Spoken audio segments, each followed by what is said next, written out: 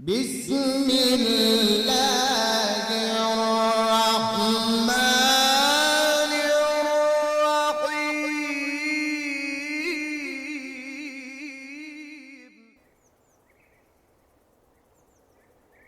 کچھ خصوصی علامات۔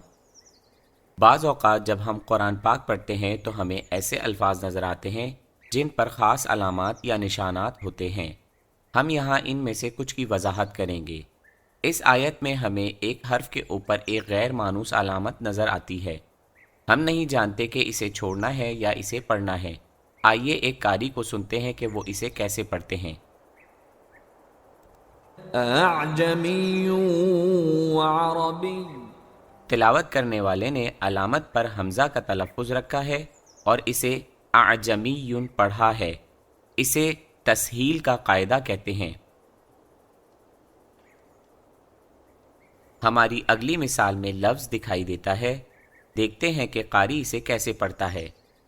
ایتونی بکتاب۔ اس آیت کی ایک خاص صورت ہے جسے عربی گرامر کے قواعد کی وجہ سے لکھا گیا ہے اور اس کو اس طرح سے پڑھا جاتا ہے۔ ہماری اگلی مثال میں ہم ایک لفظ کے اوپر چھوٹے سے ہیرے کی علامت دیکھتے ہیں۔ آئیے تلاوت کرنے والے کو سنیے۔ قالوا يا أبانا ما لك لا تأمنا على يوسف وإنا له لناصحون۔ اور اس کا قاعدہ یہ ہے کہ پڑھتے وقت دونوں ہونٹ گول ہو جائیں گے۔ یہ قاعدہ صرف قرآن پاک میں اس آیت پر ظاہر ہوتا ہے۔ ہماری اگلی مثال میں ہم وہی علامت دیکھتے ہیں لیکن اس کا ایک الگ اصول ہے۔ چھوٹے سے ہیرے کی علامت والا لفظ پڑھتا نظر آتا ہے۔ آئیے واضح تلفظ سمجھنے کے لیے تلاوت کرنے والے کو سنتے ہیں۔ وقال اركبوا فيها بسم الله مجريها ومرساها۔ تو اس نے مجریہا کے بجائے مجریہا کہا۔ یہ قاعدہ امالہ کا قاعدہ ہے اور تمام قرآن پاک میں صرف اسی آیت پر موجود ہے۔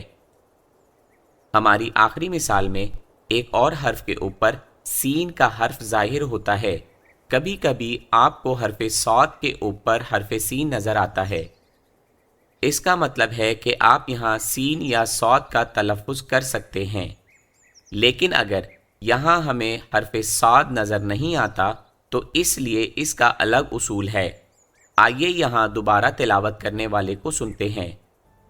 قالوا يا ويلنا من بعثنا من مرقدنا هذا ما وعد الرحمن وصدق المرسلون۔ اس اصول کو سکت کہا جاتا ہے۔ اس کا مطلب ہے کہ آپ آواز کو منقطع کر کے سین پر وقف کرتے ہیں، نیز آپ ایک اور سانس لیے بغیر مزید پڑھتے رہتے ہیں۔ اگر آپ یہاں معمول کے مطابق رک جائیں تو سکت کا قاعدہ لاگو نہیں ہوتا۔